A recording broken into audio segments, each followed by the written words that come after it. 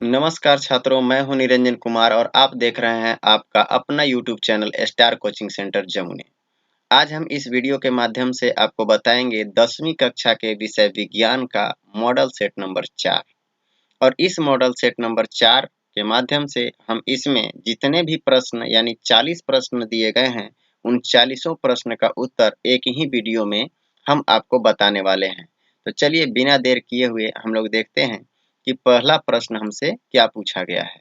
इसमें जो पहला प्रश्न दिया गया है, वो पहला प्रश्न हमसे ये पूछा गया कि यदि आपतित किरण और परावर्तित किरण के बीच 90 डिग्री का कोण बनता है तो परावर्तन कोण क्या होगा। इसका कहने का अर्थ है कि आपतित किरण और परावर्तित किरण दोनों को मिलाने के बाद या दोनों किरणों के बीच में जो कोण बन रहा है वो 90 डिग्री का कोण बन रहा है। यानी आपतन कोण और परावर्तन कोण दोनों मिला करके 90 डिग्री दिया गया है। तो बताइए, यदि आपतन कोण और परावर्तन कोण बराबर होता है और दोनों को मिलाने के बाद 90 डिग्री दिया गया है, इसका मतलब कि आपतन कोण और परावर्तन कोण दोनों 45-45 डिग्री के ही होंगे। तो इस आधार पर प्रश्न संख्या 1 का ऑप्शन नंबर डी आपका बिल्कुल सही उत्तर हो जाता है। अब हम लोग देखेंगे इसके दूसरे प्रश्न को। दूसरा प्रश्न में पूछा गया कि ध्रुव और वक्रता केंद्र को मिलाने वाली रेखा को क्या कहते हैं। तो ध्रुव और वक्रता केंद्र को मिलाने वाली जो रेखा होती है उसको मुख्य अक्ष कहा जाता है या फिर इसी को प्रधान अक्ष भी कहा जाता है। तो या तो आप इसे प्रधान अक्ष बोल दें या फिर मुख्य अक्ष बोल दें, दोनों के दोनों एक ही उत्तर होंगे या एक ही बातें हैं। अब हम लोग देखेंगे इसके प्रश्न संख्या 3 को। प्रश्न संख्या 3 में हमसे पूछा गया कि यदि f का मान 16 सेंटीमीटर है तब r का मान क्या होगा। यानी जो फोकस दूरी है उससे वक्रता त्रिज्या दुगनी होती है। तो फोकस दूरी जब 16 सेंटीमीटर दे दिया गया तो वक्रता त्रिज्या उसका दुगना यानी 16 दूनी की 32 सेंटीमीटर होगा। इसीलिए ऑप्शन नंबर ए आपका बिल्कुल राइट आंसर है। अब हम लोग देखेंगे इसके अगले नंबर प्रश्न यानी 4 को। चौथे नंबर प्रश्न में हमसे बोला गया किसी अवतल दर्पण में वस्तु को कहाँ रखा गया है जिससे उसका सीधा और आवर्धित प्रतिबिंब बनेगा। कहाँ? अवतल दर्पण में। इसको याद रखेंगे, अवतल दर्पण में आवर्धित सीधा प्रतिबिंब बनाने के लिए उसको कहाँ रखना होगा या कहाँ रखा गया है। तो उसको रखा गया होगा ऑप्शन नंबर डी जो आप देख रहे हैं, ध्रुव और फोकस के बीच। यही आपका राइट आंसर है। जब आप ध्रुव और फोकस के बीच में किसी वस्तु को रखते हैं तो उसका सीधा एवं आवर्धित प्रतिबिंब बनता है और वो भी आभासी प्रतिबिंब बनता है दर्पण के पीछे। अब हम लोग देखेंगे इसके बाद 5वें नंबर प्रश्न को कि 5वां प्रश्न में हमसे क्या पूछा। उत्तल दर्पण का प्रयोग निम्नलिखित में किस वस्तु में किया जाता है। यानी किस वस्तु में हम लोग उत्तल दर्पण का यूज करते हैं। तो पहला ऑप्शन है गाड़ी के साइड मिरर में। हाँ, और यही ऑप्शन जो हमारा है वो बिल्कुल सही उत्तर है। इसमें हम लोग किसका प्रयोग करते हैं? उत्तल दर्पण का प्रयोग करते हैं। अब इसके बाद हम लोग देखते हैं इसके 5वें नंबर प्रश्न को कि सेट नंबर 4 का 5वां नंबर प्रश्न हमसे क्या पूछा गया है। तो चलिए देखें 5वें नंबर प्रश्न सॉरी 6ठे नंबर प्रश्न को। 6ठा नंबर प्रश्न में हमसे बोला कि जल में सिक्का डालने पर वह अपनी वास्तविक स्थिति से ऊपर उठा दिखाई देता है। यह प्रकाश के किस घटना को दर्शाता है। तो चाहे वो सिक्का ऊपर उठा हुआ दिखाई दे या फिर छड़ी टेढ़ी दिखाई दे, इस तरह की घटनाएं जो होती हैं वो प्रकाश के अपवर्तन के कारण होती हैं। तो ऑप्शन नंबर बी जो आपका दिया गया है प्रकाश का अपवर्तन, वो बिल्कुल सही उत्तर है। अब हम लोग देखते हैं प्रश्न संख्या 7 को। लेंस के किस बिंदु पर प्रकाश की किरणें अपने मुख्य पथ से विचलित नहीं होती। मतलब जब लेंस से प्रकाश को भेजा जाता है तो वो अपने पथ से विचलित नहीं होती। वो कौन सा बिंदु होता है, कौन सा पॉइंट होता है? तो इसका ऑप्शन नंबर बी जो है प्रकाशिक केंद्र, वो आपका बिल्कुल सही है, क्योंकि जब प्रकाश की किरणें प्रकाशिक केंद्र से होकर के जाती है तो वो विचलित नहीं होती, बल्कि सीधी रेखा में आगे की ओर निकल जाती है। अब हम प्रश्न संख्या 8 को देखते हैं। प्रश्न संख्या 8 में कहा, उत्तल लेंस को अभिसारी लेंस कहते हैं क्योंकि, मतलब उत्तल लेंस को अभिसारी लेंस क्यों कहा जाता है, ये हमसे प्रश्न पूछा जा रहा है। ऑप्शन नंबर 1 में दिया गया है, ए में दिया गया, यह प्रकाश की किरणों को एक जगह एकत्र करता है। बिल्कुल सही है। ऑप्शन नंबर ए जो है वो आपका बिल्कुल सही उत्तर है। आगे हम लोग देखते हैं, यह प्रकाश की किरणों को फैला देता है, जो बिल्कुल गलत ऑप्शन है। ऑप्शन सी में बोलता है कि यह प्रकाश की किरणों को सीधी रेखा में भेजता है, ये भी गलत ऑप्शन है आपका। और ऑप्शन नंबर डी में आपका बोला कि यह प्रकाश की किरणों को मोड़ देता है, ये भी सही हो सकता है, लेकिन समस्या ये है कि मोड़ने का अर्थ है ये मोड़ करके प्रकाश को फैला रहा है या सिकुड़ा रहा है, यानी एकत्र कर रहा है, ये पता नहीं चल पा रहा है कन्फर्म। इसीलिए अगर ये दोनों में से हमें सही उत्तर का चयन करना होगा तो ऑप्शन नंबर ए आपका बिल्कुल सही होगा डी की अपेक्षा, अन्यथा ए और डी दोनों सही होंगे। अब हम लोग देखेंगे इसके अगले प्रश्न को, यानी प्रश्न संख्या 9 को, कि प्रश्न संख्या 9 में हमसे क्या पूछा गया है। तो चलिए देखते हैं प्रश्न संख्या 9 को। प्रश्न 9 में हमसे बोला गया कि नेत्र में जाने वाली प्रकाश की मात्रा का नियंत्रण कौन करता है। तो इसका ऑप्शन नंबर डी जो है पुतली, वो आपका राइट आंसर है। पुतली जो है वो बड़ी और छोटी होकर के प्रकाश को नियंत्रित करता है, यानी उसकी मात्रा को नियंत्रित करता है, प्रकाश की मात्रा को अधिक या कम ले जाने के लिए। अब हम लोग देखेंगे 10वें प्रश्न को। 10वां प्रश्न में हमसे बोला सामान्य नेत्र का निकट बिंदु क्या है, यानी कितने नजदीक की वस्तुओं को स्पष्ट रूप से देखा जा सकता है। तो ऑप्शन नंबर बी जो है वो आपका बिल्कुल सही उत्तर है, 25 सेंटीमीटर। अब हम लोग 11 नंबर प्रश्न को देखते हैं।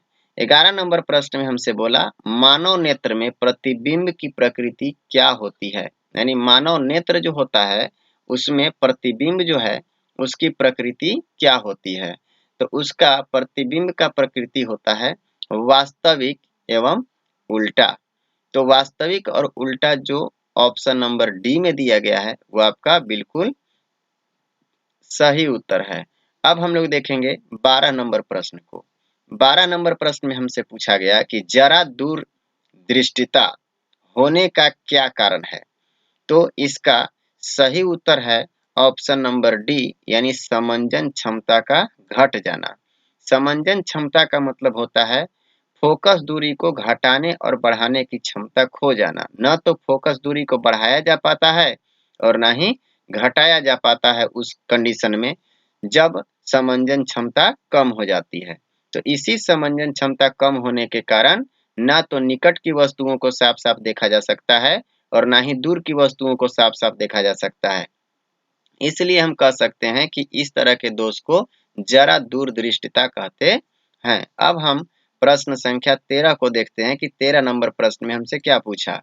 अभिनेत्र लेंस की क्षमता जिसके कारण वह अपने फोकस दूरी को समायोजित कर लेता है क्या कहलाता है।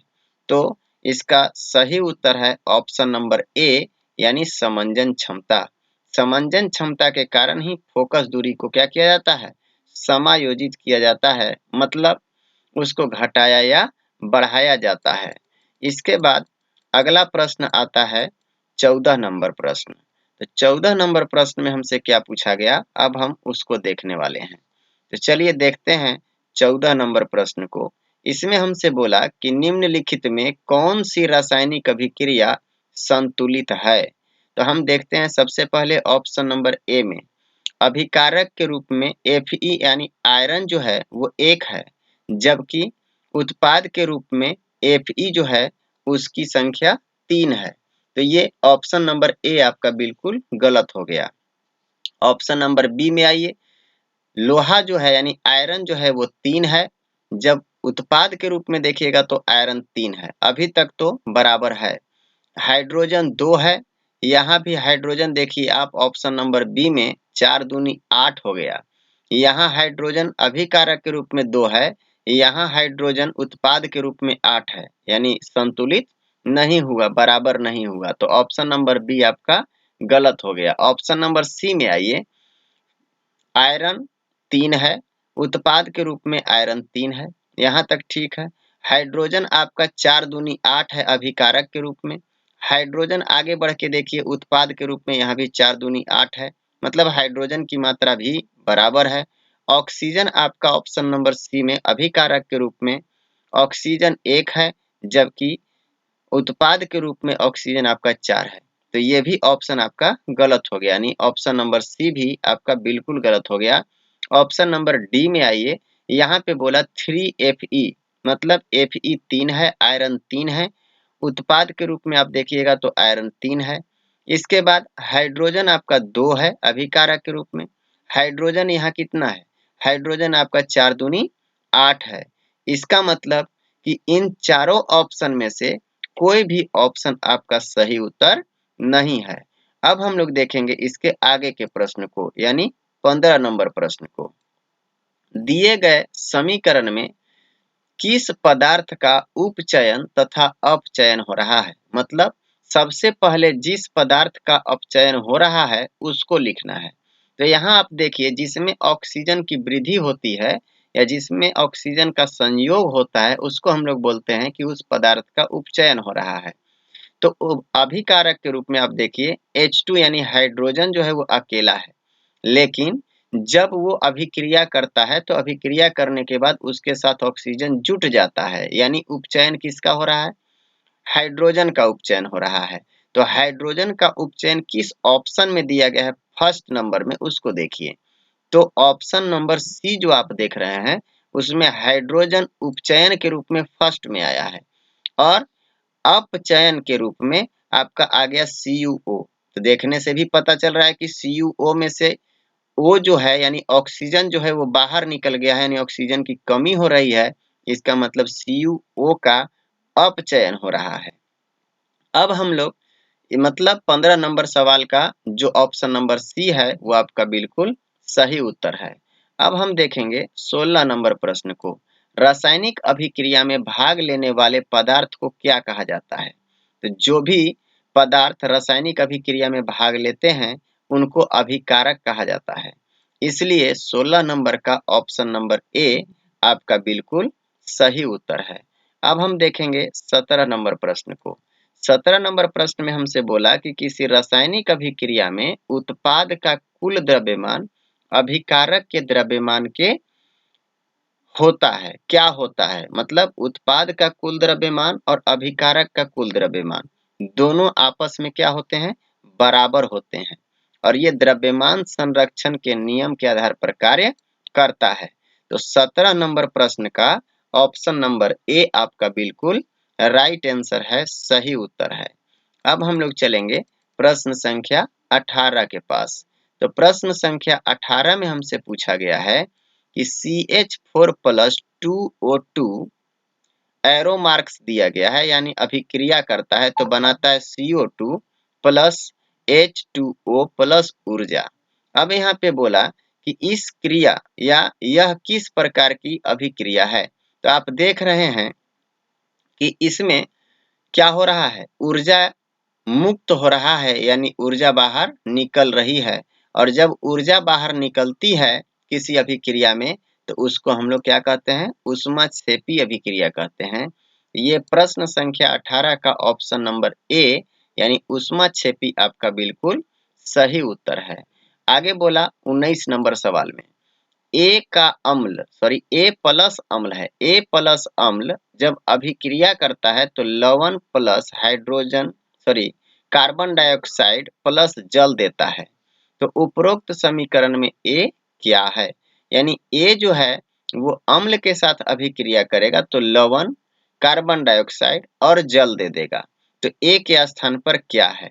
तो किसी धातु के कार्बोनेट जो होते हैं वो अम्ल के साथ अभिक्रिया करके लवण, कार्बन डाइऑक्साइड और जल का निर्माण करते हैं। तो 19 नंबर प्रश्न का ऑप्शन नंबर सी आपका बिल्कुल सही उत्तर है, कार्बोनेट। अब हम लोग देखेंगे 20 नंबर प्रश्न को। 20वें प्रश्न में हमसे बोला गया कि निम्नलिखित में से किस पदार्थ में नीला पत्र डालने पर वह लाल नहीं हो जाएगा, मतलब नीला का नीला ही रह जाएगा। तो जो क्षार होता है वो नीले लिटमस पत्र को लाल नहीं होने देता है। तो इनमें यानी इन ऑप्शन में से जो क्षार होगा उसी को हमको बाहर निकाल लेना है। तो NaOH आपका क्षार है, क्योंकि जब इसका विलयन को हम तोड़ेंगे तो OH माइनस आयन देगा और OH माइनस आयन किस में उत्पन्न होता है?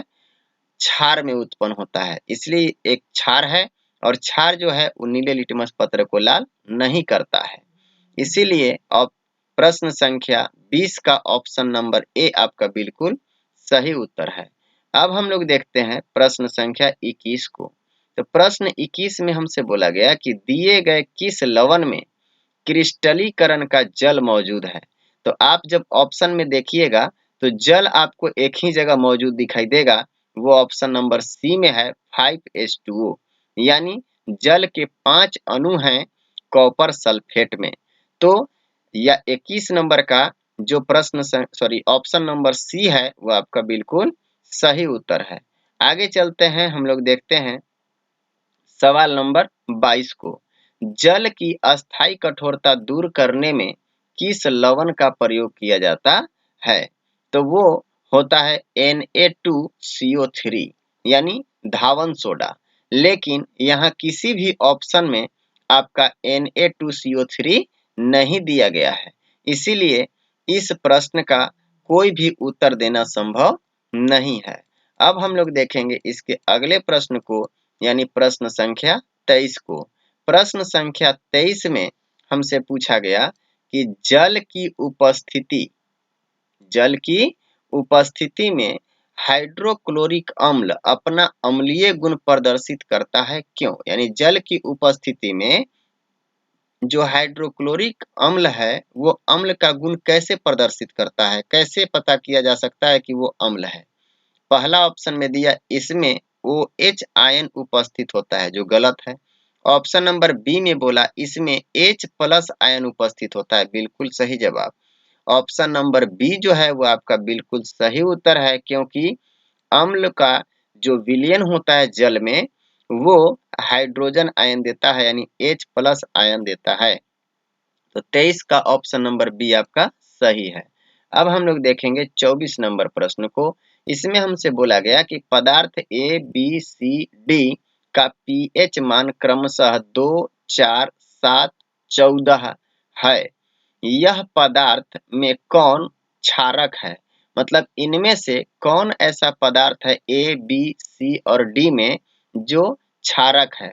तो क्षारक का पीएच मान 7 से ज्यादा होता है और 7 से ज्यादा है 14 पीएच मान, और 14 किसका है? वो है डी का।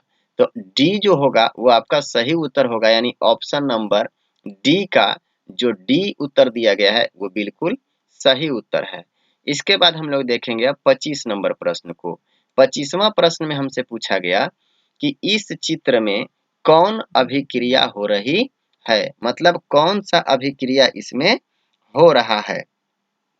तो चलिए हम लोग देखते हैं कि इसमें कौन सी अभिक्रिया हो रही है। पहला संयोजन अभिक्रिया, जो बिल्कुल गलत है। दूसरा है वियोजन अभिक्रिया, ये हो सकता है।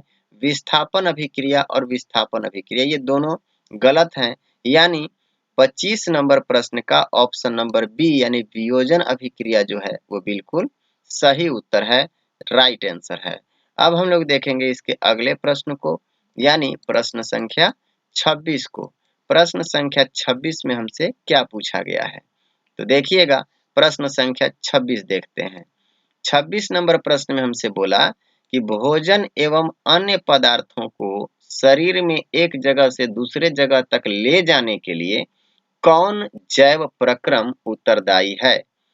ऑप्शन नंबर ए में दे दिया पोषण, ऑप्शन नंबर बी में दे दिया श्वसन, ऑप्शन नंबर सी में है उत्सर्जन और ऑप्शन नंबर डी में है संवहन। तो ये जो संवहन है वही प्रक्रिया जो है वो पदार्थों को एक स्थान से दूसरे स्थान तक ले जाने का काम करता है।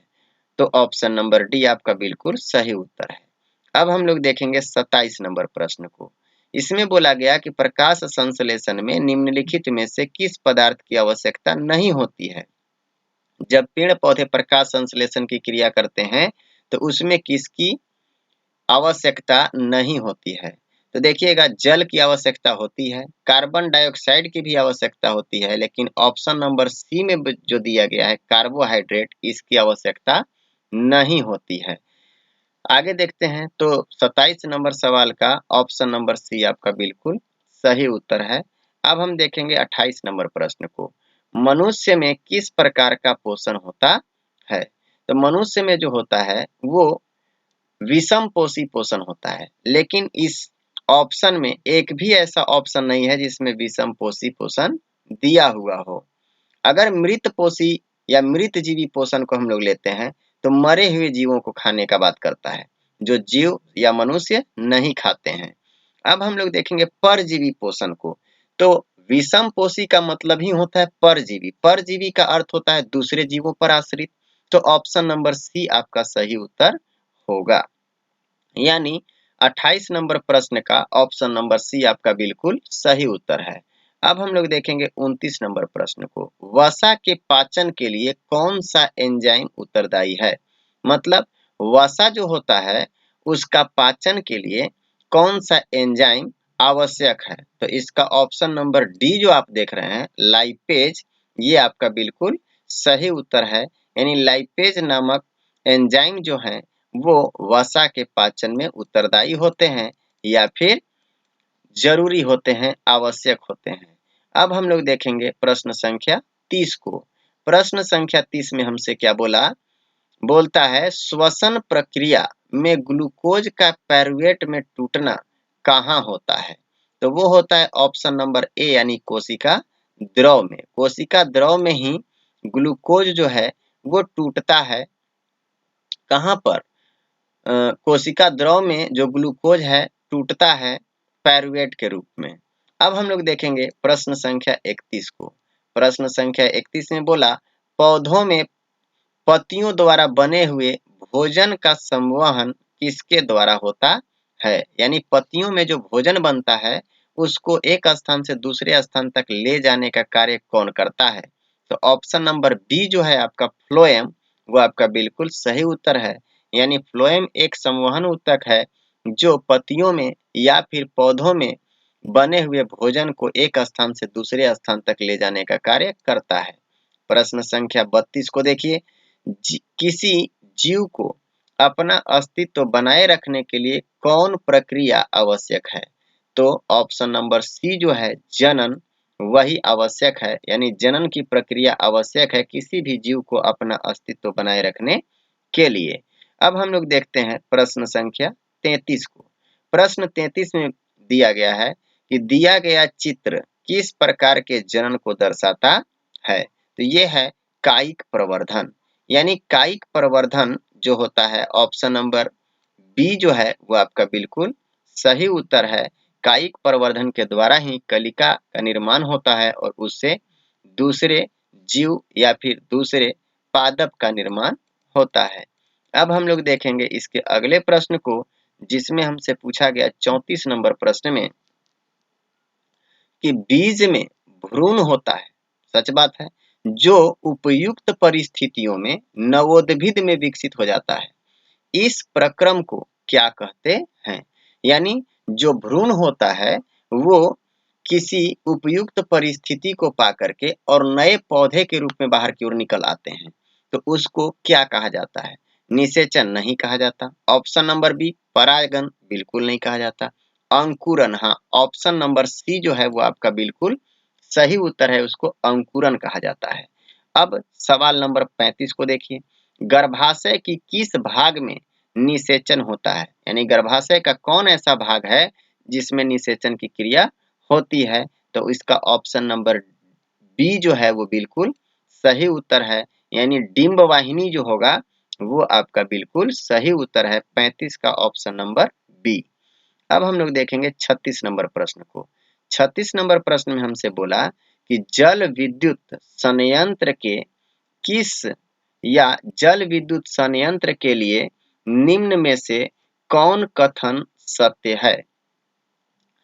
कौन सा कथन ऐसा है जो जल विद्युत संयंत्र के लिए सही है? तो ऑप्शन नंबर ए में आपका दिया, यह अनवीकरणीय ऊर्जा स्रोत है, जो बिल्कुल गलत है। जल विद्युत जो होता है वो नवीकरणीय ऊर्जा स्रोत होता है। ऑप्शन नंबर बी में देखिए, इसमें जीवाश्म ईंधन का उपयोग होता है, ये भी गलत है। जल विद्युत संयंत्र में कभी भी जीवाश्म ईंधन का प्रयोग नहीं होता है। अब हम लोग देखते हैं, इस संयंत्र के निर्माण से पारिस्थितिक तंत्र नष्ट हो जाता है। हाँ, ये बिल्कुल सही उत्तर है। क्यों? क्योंकि जब जल विद्युत संयंत्र स्थापित किया जाता है तो बांध बनाया जाता है, और जब बांध बनेगा तो बांध के निचले हिस्से जितने भी होते हैं वो सभी डूब जाते हैं, और जब डूब जाएंगे तो वहां की पारिस्थितिकी तंत्र जो होता है वो धीरे धीरे समाप्त हो जाएगा। तो ऑप्शन नंबर सी जो है प्रश्न संख्या 36 का वो बिल्कुल सही उत्तर है। अब हम लोग देखेंगे प्रश्न संख्या 37 को, कि 37 नंबर प्रश्न में हमसे क्या बोला गया। इसमें बोलता है कि सौर सेल के उपयोग में क्या सीमाएं हैं, यानी इसकी कमियां क्या हैं। पहला, इसमें केबल बिछाने की आवश्यकता होती है, का उपयोग होता है, बिल्कुल सही है, इसको बिछाना पड़ सकता है। इस ऑप्शन नंबर बी में दिया, इसमें सौर ऊर्जा का उपयोग होता है, सौर सेल में बिल्कुल सौर ऊर्जा का उपयोग होता है, ये भी सही है। हमको कमी ढूंढना है, यानी सीमा ढूंढना है, तो सीमा का मतलब कमी होता है। ऑप्शन नंबर सी में बोला, इसे सुदूरवर्ती क्षेत्र में भी उपयोग किया जा सकता है, ये भी सही है। लेकिन ऑप्शन नंबर डी जो दिया, यह अत्यधिक महंगा है, ये भी सही जवाब है। महंगा है, लेकिन इसी महंगाई के कारण इसका इस्तेमाल हर जगह नहीं हो पा रहा है, तो यही इसका एक क्या है, कमी है। अब हम लोग देखेंगे प्रश्न संख्या 38 को। बोला, नाभिकीय ऊर्जा का उपयोग की सीमा क्या है, यानी नाभिकीय ऊर्जा जो होते हैं उसका कमी क्या है। तो इसमें यूरेनियम का उपयोग होता है, सही बात है, यूरेनियम का उपयोग होता है। इसमें नाभिकीय ऊर्जा का उपयोग विद्युत उत्पन्न करने के लिए किया जा सकता है, ये भी सही बात है। नाभिकीय विखंडन से उत्पन्न ऊर्जा कार्बन परमाणु के दहन से उत्पन्न ऊर्जा की तुलना में अधिक होती है, यह भी सही है, अधिक तो होता ही है। नाभिकीय अपशिष्ट का भंडारण में समस्या होती है, और समस्या तो सच में होती है, लेकिन यही कारण है जिसके कारण नाभिकीय विखंडन या फिर नाभिकीय ऊर्जा जो है उसकी अभी तक मात्रा कम है, या फिर उसका निर्माण कम किया जाता है, या उसका उपयोग भी कम किया जाता है। आगे देखिए 39 नंबर प्रश्न में हमसे क्या कहा। 39 नंबर प्रश्न में हमसे बोलता है कि निम्नलिखित में कौन ऊर्जा स्रोत का उपयोग करना पर्यावरण के लिए सबसे अधिक अच्छा है, किसका उपयोग करें कि पर्यावरण प्रदूषित नहीं होगा। पहला ऑप्शन लकड़ी, जो गलत है। ऑप्शन नंबर बी कोयला, ये भी गलत है। ऑप्शन नंबर सी सीएनजी, ये भी गलत है, क्योंकि ये भी गैस उत्पन्न करता है जलने के बाद। लेकिन ऑप्शन नंबर डी जो है वो बिल्कुल सही उत्तर है, ये प्रदूषण नहीं फैलाता। तो 39 नंबर प्रश्न का जो ऑप्शन नंबर डी है वो बिल्कुल सही उत्तर है। अब हम लोग देखते हैं 40 नंबर प्रश्न को। निम्नलिखित में किस विद्युत संयंत्र में जीवाश्म ईंधन का उपयोग होता है, मतलब किसमें जीवाश्म ईंधन का प्रयोग किया जाता है। तो ऑप्शन नंबर ए है तापीय विद्युत संयंत्र, और यही आपका बिल्कुल सही उत्तर है, क्योंकि तापीय विद्युत संयंत्र में ताप यानी गर्मी के लिए ईंधन को जलाया जाता है, यानी जीवाश्मी ईंधन को जला करके ही ताप उत्पन्न किया जाता है, और ताप से विद्युत उत्पन्न किया जाता है। तो 40 नंबर प्रश्न का ऑप्शन नंबर ए जो है वो बिल्कुल सही उत्तर है। इसी 40वें प्रश्न के साथ हमारा ये जो सेट है, सेट नंबर 4 या मॉडल पेपर 4 वो समाप्त होता है। यदि इसी प्रकार से और भी मॉडल सेट का हल आप चाहते हैं और ये चाहते हैं कि इसका नोटिफिकेशन आपके पास सबसे पहले पहुंचे, तो इस चैनल पर यदि आप पहली बार आए हैं तो इस चैनल को सब्सक्राइब करें, कमेंट करें यदि कहीं कोई प्रॉब्लम होता है तो, और शेयर करें दूसरे दोस्तों के पास या दूसरे सहपाठियों के पास, ताकि वो भी इस मॉडल सेट का हल समझ सकें। अगले वीडियो को लेकर हम आपके सामने फिर से हाजिर होंगे। तब तक के लिए धन्यवाद।